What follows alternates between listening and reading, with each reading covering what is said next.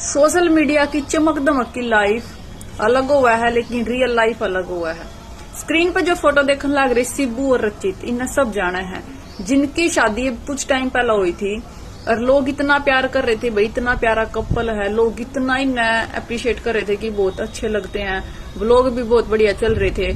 लेकिन जो social media पे दिखाया जाकर वो असली सच नहीं होया करता। उस कैमरे के पीछे क्या घट रहा था इसका किसी ने नहीं पता था, लेकिन इन दोनों के रिश्ते में दरार आ गई है। जो सिब्बू है वो अपने घर गई है, वहीं से उसने एक वीडियो डाली है जो बहुत ही इमोशनल वीडियो है, जो बिल्कुल वो रो रही थी और कह भी रही थी कि हाँ मुझे पता है,